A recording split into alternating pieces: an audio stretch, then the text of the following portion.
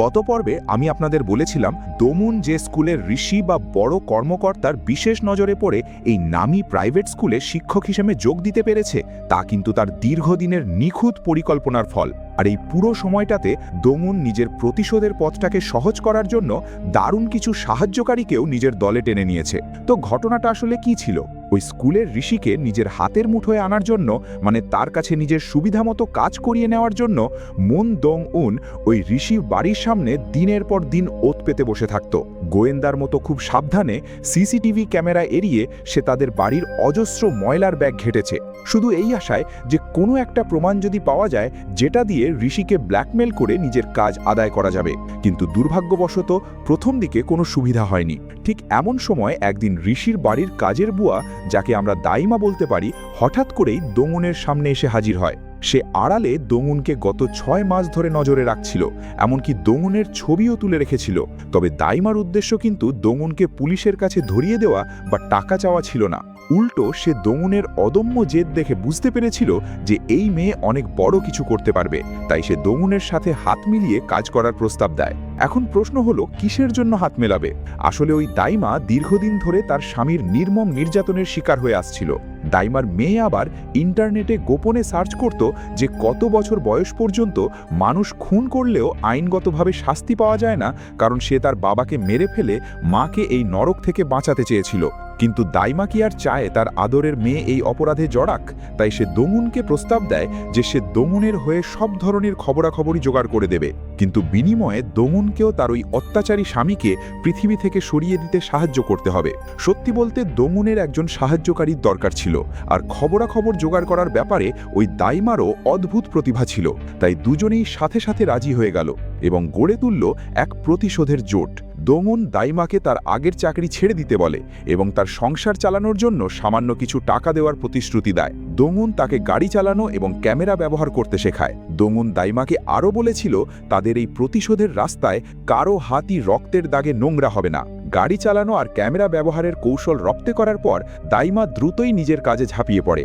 সে দমুনের হয়ে ওই বুলিং গ্যাংয়ের সদস্যদের ওপর নজর রাখতে শুরু করে, যাতে দমুনের কাজে সাহায্য হয় এমন কোনো তথ্য বা সূত্র বের করা যায়।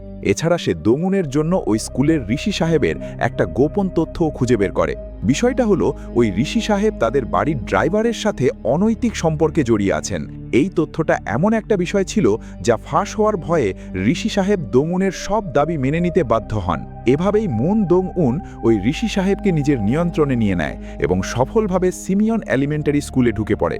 সে এখন ঠিক মঞ্চের মাঝখানে দাঁড়িয়ে আছে। সে আগেই বলেছিল যে সে এই অত্যাচারীদের জন্য রক্তে ভেজা এক ভয়ঙ্কর নাচের আয়োজন করবে, আর এটা ছিল কেবল তার শুরুর দৃশ্য মাত্র। এদিকে পার্ক ইয়েনজিন যখন ভয় ছিল যে দমুন তার মেয়ের ওপর কোনো শারীরিক নির্যাতন করবে কিনা, ততক্ষণে দমুন আড়ালে সন মিয়ংহোর সাথে একটা চুক্তি সেরে ফেলেছে।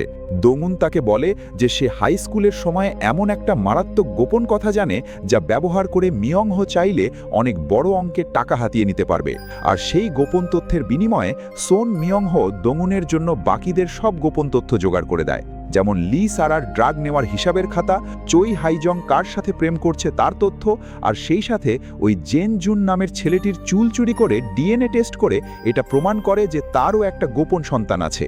অন্যদিকে পার্ক ইয়েনজিন স্কুলে গিয়ে প্রিন্সিপালকে বলে মুন দং উনকে চাকরি থেকে বের করে দিতে, কিন্তু প্রিন্সিপাল তাকে জানায় যে মুন দং উনকে স্বয়ং ঋষি সাহেব নিজে নিয়োগ দিয়েছেন, তাই প্রিন্সিপালেরও তাকে কিছু করার ক্ষমতা নেই। ইয়েনজিনের ক্ষমতা বা দাপট এখন আর কাজ করছে না। পার্ক ইয়েনজিন ভয়ে কাঁপতে শুরু করে।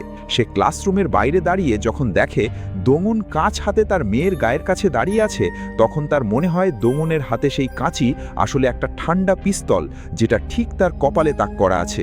সে বুঝতে পারছে না দমুন এরপর কি করবে। এই অজানা বিপদের ভয়ে তার দম বন্ধ হয়ে আসছে।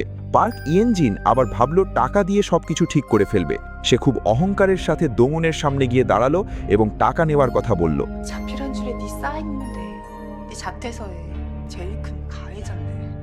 কিন্তু দমুন তাকে স্পষ্ট জানিয়ে দিল তার টাকার দরকার নেই, আবার তার এই সস্তা এবং মিথ্যা ক্ষমা চাওয়ারও প্রয়োজন নেই। তার দরকার হলো যেন এই শয়তানগুলো তাদের কৃতকর্মের উপযুক্ত শাস্তি পায়। আর বাচ্চার কথা যদি বলি, দমন তো তাকে মারেনি, কোনো গালিও দেয়নি বা কোনো গরম লোহার ছ্যাঁকাও দেয়নি। তাহলে পার্ক ইয়েনজিন এখন কি বলে অভিযোগ করবে? এরপরই দমন ক্লাসে আঁকা কিছু ছবি বের করে দেখায়। ছবিগুলো দেখলে পরিষ্কার বোঝা যায় পার্ক ইয়েনজিনের মেয়ের চোখের দৃষ্টিতে সমস্যা আছে। সে ঠিকমতো রং চিনতে পারছে না। যে পার্ক ইয়েনজিন একটু আগেই খুব দাপট দেখাচ্ছিল, সে মুহূর্তের মধ্যে ভীষণ ভয়ে ফ্যাকাশে হয়ে গেল। বাচ্চার চোখের এই সমস্যার কথা সে তার স্বামীকেও কখনো জানায়নি। দমুন জানে যে ইয়েনজিন ঠিক কিসের ভয় পাচ্ছে, তাই সে বলল সুযোগ পেলেই সে বাচ্চার বাবার সাথে কথা বলতে চায়। দমুনের প্রতিটি কথা ছিল খুব শান্ত, যেন কোনো ভারী কিছুই না, কিন্তু ঠিক সেই কথাগুলোই পার্ক ইয়েনজিনের সবথেকে দুর্বল জায়গায় আঘাত করছিল।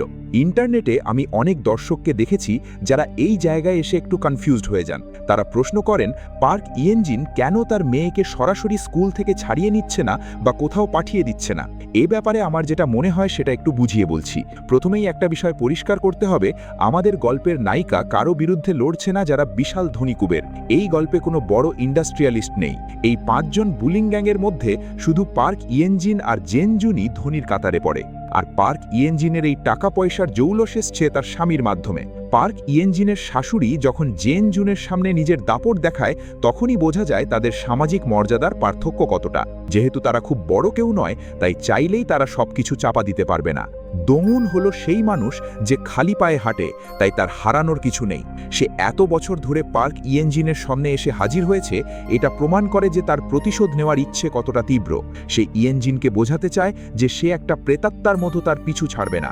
ইয়েনজিন যেখানেই লুকাক না কেন কোনো লাভ হবে না। আর স্কুল বদলানোর কথা যদি বলি, সিমিয়ন এলিমেন্টারি হলো এলাকার সবচেয়ে ভালো স্কুল। যেহেতু পার্ক ইয়েনজিনের থাকার জায়গা বদলানোর কোনো পরিকল্পনা নেই, তাই তার স্বামীর কাছে স্কুল ছোট করার অনুমতি পাওয়া খুব কঠিন। আর বাচ্চাকে বিদেশে পাঠানোর পরিকল্পনাটাও কাজ করেনি। ইয়েনজিন তার স্বামীর কাছে বাচ্চাকে বিদেশে পাঠানোর প্রস্তাব দিয়েছিল, কিন্তু তার স্বামীর সাথে সাথে সেটা নাকচ করে দেয়। তাই সব মিলিয়ে দমুনের সামনে পার্ক ইয়েনজিন একদম অসহায়। ঠিক আছে, এবার মূল গল্পে ফিরে আসি। জেনজুন হঠাৎ করেই একটা বেনামি খাম পায়। খামটা খুলে দেখে ভেতরে আছে পার্ক ইয়েনজিনের একটা টুথব্রাশ। এর মানে কি? আসল ঘটনা হলো জেনজুনের নিজের চোখেরও রঙের সমস্যা বা কালার ব্লাইন্ডনেস আছে।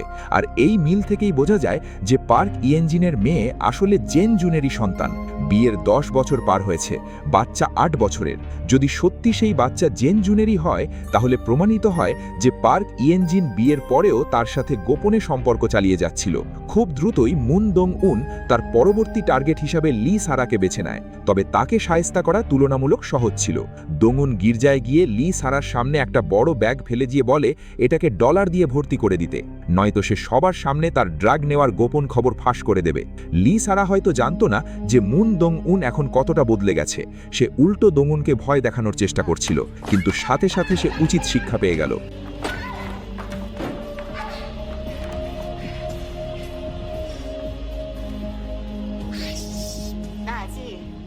যে মানুষটাকে সে ছোটবেলায় অত্যাচার করেছিল, সেই মানুষটার কাছেই এখন সে ঘা খাচ্ছে।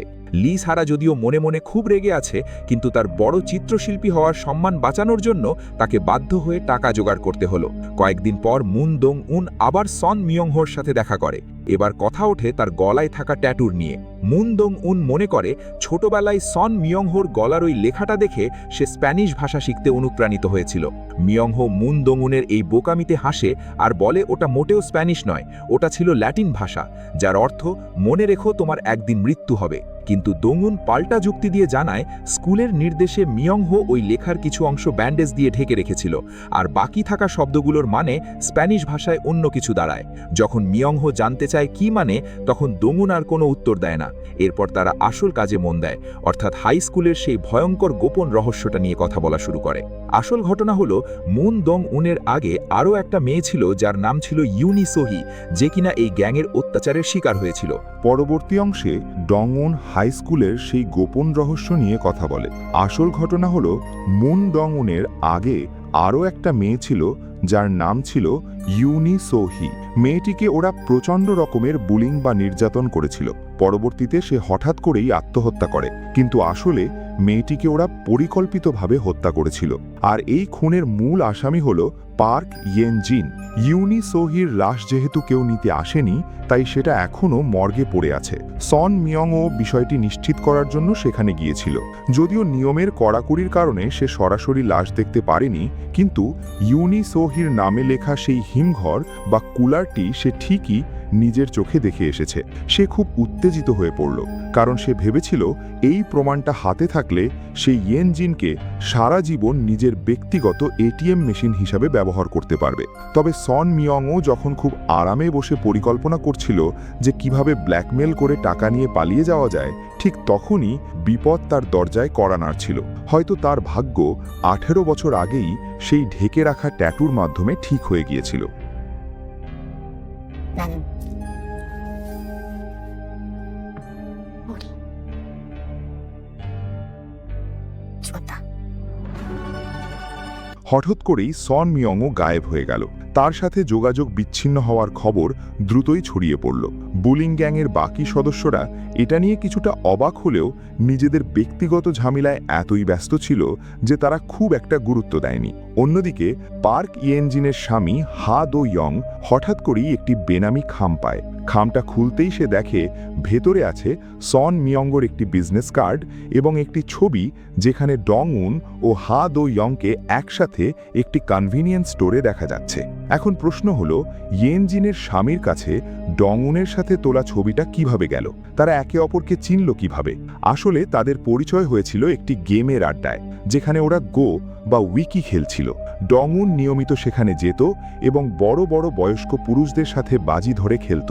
সাধারণত সেখানে তরুণীদের উপস্থিতি খুব একটা দেখা যায় না, আর ডং উনের খেলার হাতও ছিল অসাধারণ, যা তাকে সবার চেয়ে আলাদা করে তুলেছিল। আর সেই আড্ডায় থাকা পার্ক ইয়েনজিনের স্বামী হা দো ইয়ং বিষয়টি খেয়াল করেছিল।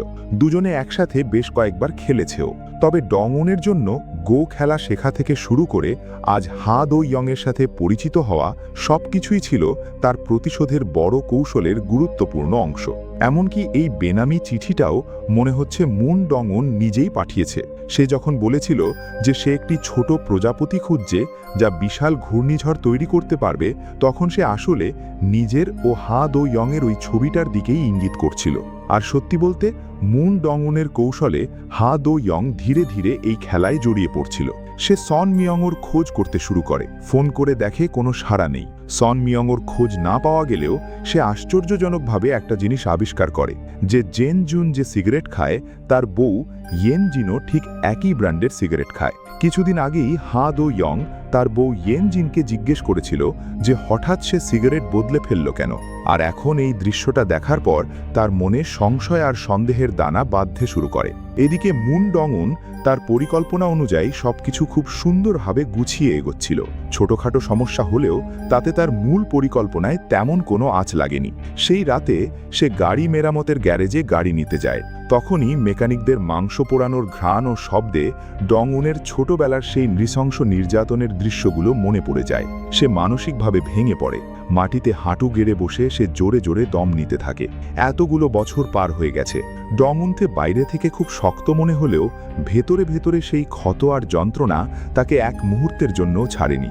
সে সবসময় ঠান্ডা খাবার খায়, সবসময় লম্বা হাতাওয়ালা জামা প্যান্ট পরে থাকে। তার শরীরে সেই পুরনো গরম লোহার ছ্যাঁকার দাগগুলো শুকিয়ে গেলেও সব সময় সেগুলো চুলকায়। এই সব আচরণ প্রমাণ করে যে তার মনের ক্ষত কখনো সারেনি। এখনও ভেতরে ভেতরে রক্তক্ষরণ হচ্ছে।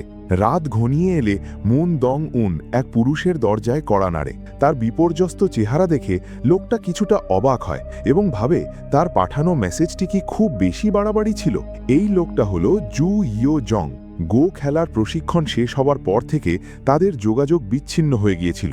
গত কয়েক বছর ধরে জু ইয়ো জং ডং উনকে মেসেজ দিয়ে যাচ্ছিল, কিন্তু ডং উন কখনো রিপ্লাই দেয়নি। তবে সম্প্রতি ডং উনের আগ্রহে তারা আবার একে অপরের সাথে দেখা করে। আসলে জু ইয়ো জং প্রথম থেকেই মুন ডং উনকে পছন্দ করত। এমনকি সে হাসপাতালের চাকরি ছেড়ে দিয়ে ডং উনের আশেপাশে থাকার জন্য এই শহরে এসে নিজের ক্লিনিক খুলেছিল। ডং উনের এই বিধ্বস্ত অবস্থা দেখে সে প্রচণ্ড চিন্তিত হয়ে পড়ে। সে জানতে চায় ডং উনের সাথে আসলে কি হয়েছে। এবার মুন ডং উন আর কিছু লুকালো না। সে তার অতীতের সব কাহিনী এবং প্রতিশোধের জেদের কথা খুলে বলল।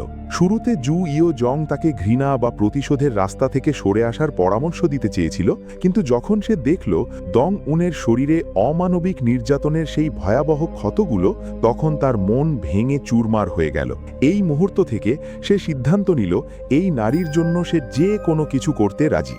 আসলে বাইরে থেকে হাসি খুশি আর শান্ত মনে হওয়া জু ইও জংয়ের মনেও অনেক গভীর ক্ষত আছে, যার জন্য তাকে নিয়মিত কাউন্সেলিং নিতে হতো, কারণ তার বাবাকে নির্মমভাবে হত্যা করা হয়েছিল।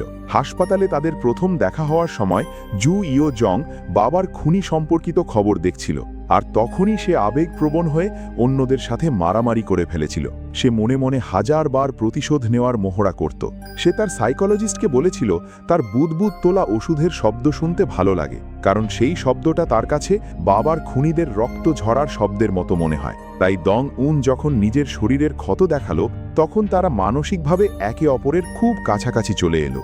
এভাবে মুন দং উনের প্রতিশোধের দল আরও শক্তিশালী হয়ে উঠল। অন্যদিকে বুলিং গ্যাংয়ের সদস্যদের অবস্থা তখন খুব খারাপ।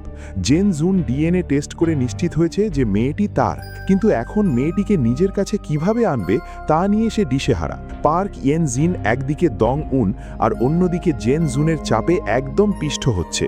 সন মিয়ং ওর গুম হওয়ার কারণে লি সারার জীবন এখন নরক হয়ে আছে, আর চই হাইজং তো বড়লোক হওয়ার জন্য জে জুনকে ফাঁদে ফেলার চেষ্টা করছিল এবং বিয়ের পিঁড়িতে বসার কথা ছিল। কিন্তু দং উনের হুমকির মুখে সে এখন অসহায়, কারণ দং উনের কাছে তার অতীতের সব কুকীর্তির ফাইল জমা আছে। আর সবথেকে বড় ভয় হলো তার হবু শাশুড়িও দং উনকে খুব পছন্দ করে। বড় পরিবারে জায়গা করে নেওয়ার জন্য চই হাইজং দং উনের কাছে মাপ চাইতে হাঁটু গেড়ে বসে, কিন্তু তার অভিনয় ছিল খুবই সস্তা। সে এখনও সাফাই গাওয়ার চেষ্টা করছিল যে ছোটবেলায় সে যা করেছে তা চাপের মুখে করেছে। ছোটদের ভুল তো হয়েই থাকে। দং উন কোনো কথা না বলে তাকে ঠান্ডা চোখে দেখতে থাকে।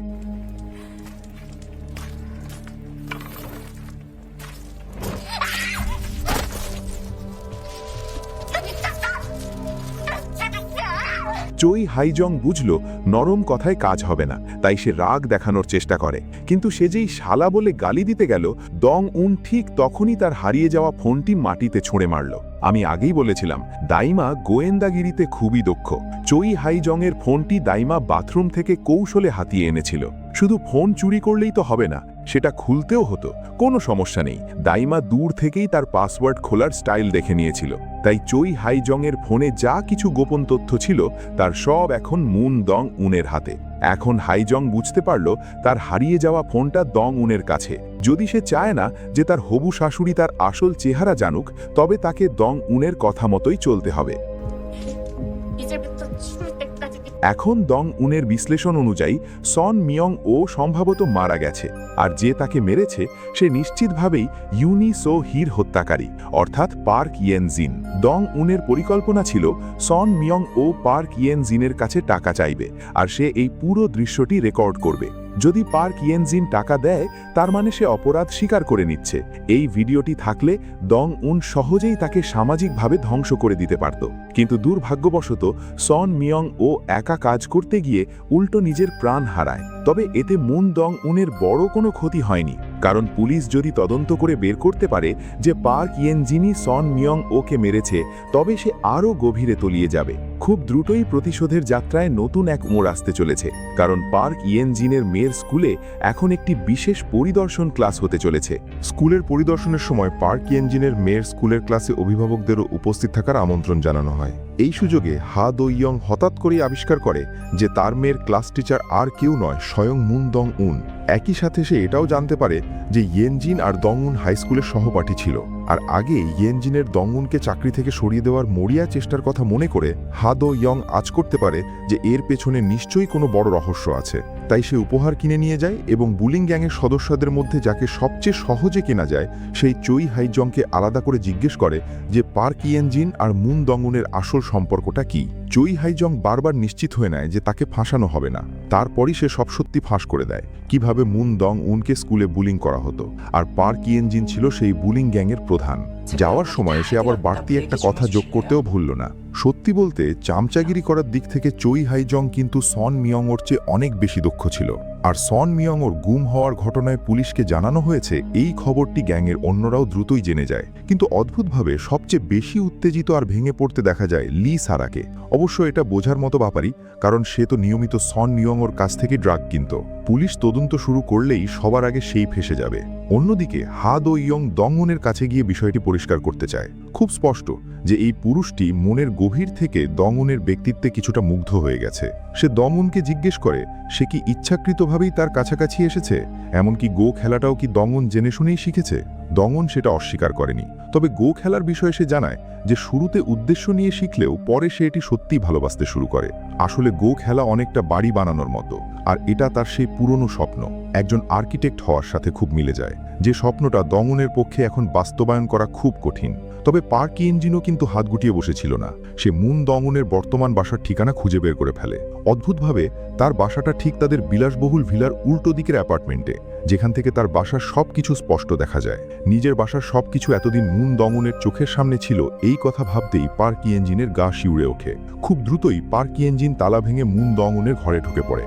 বাড়ি ফিরে মুন দংউন যখন ভয়ে কাঁপতে থাকে, তখন সে আবিষ্কার করে যে দরজা দিয়ে ভেতরে ঢুকেছে তার নিজের স্বামী। তো এই ছিল দ্য গ্লোরি বা ডার্ক গ্লোরি সিজন 1-এর পুরো 8টি পর্বের মূল কাহিনী। আসলে গল্পটা এখানে এসে অনেকগুলো বড় সাসপেন্স রেখে শেষ হয়েছে, যেমন সন মিয়ংওকে আসলে কে মেরেছে, সেটা কি সত্যিই পার্ক ইয়েনজিন? পুরো সিরিজে বারবার দেখা যাওয়া সেই সবুজ হাইহিল জুতোটা একটা বড় ক্লু। এই জুতোটা ইয়েনজিনের কাছে আছে, দংউনের কাছে আছে, চই হাই জংয়ের কাছেও আছে। এমনকি লি সারা তার ছবিতেও সবুজ হাইহিলের ছবি এঁকেছিল।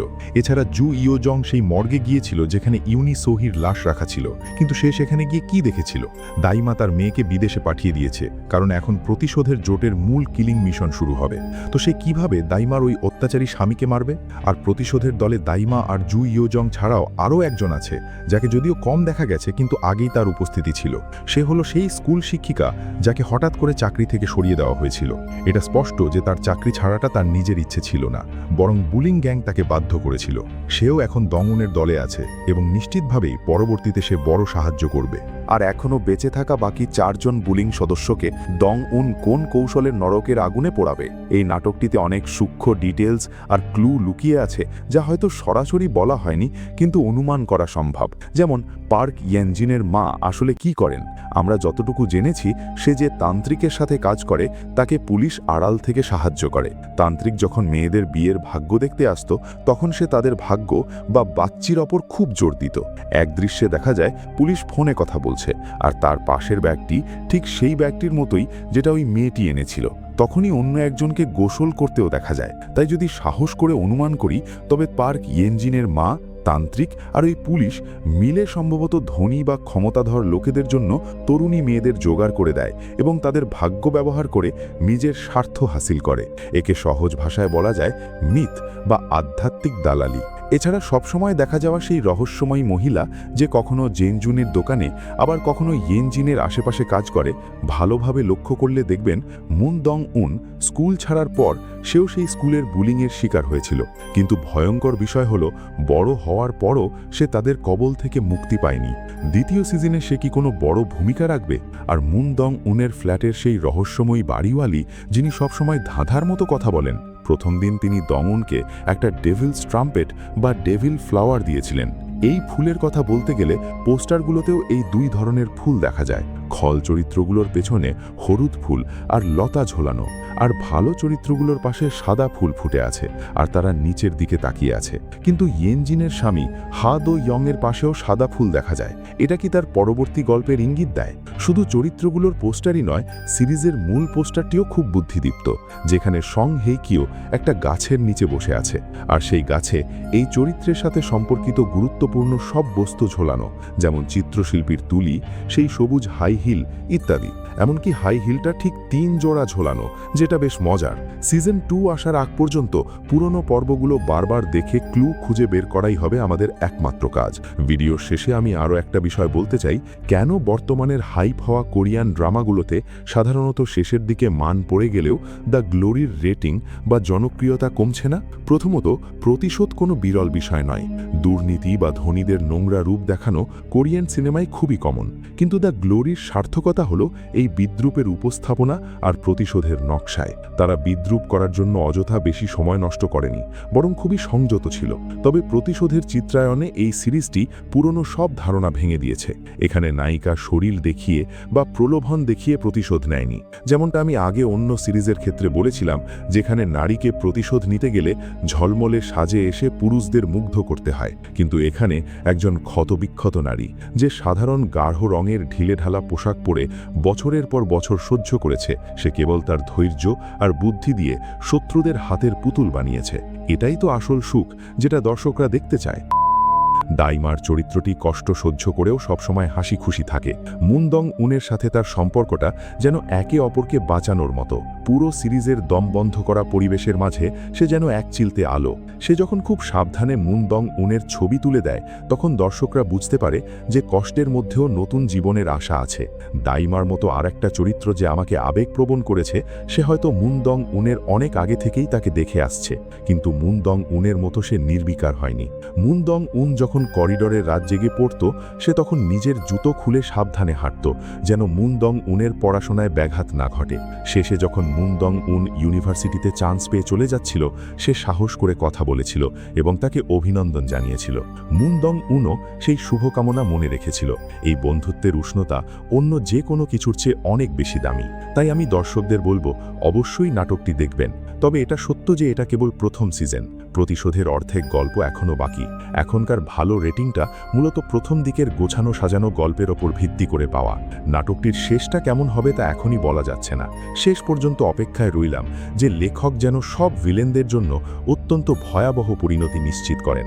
আজকের ভিডিও এই পর্যন্তই। দেখা হবে পরের ভিডিওতে।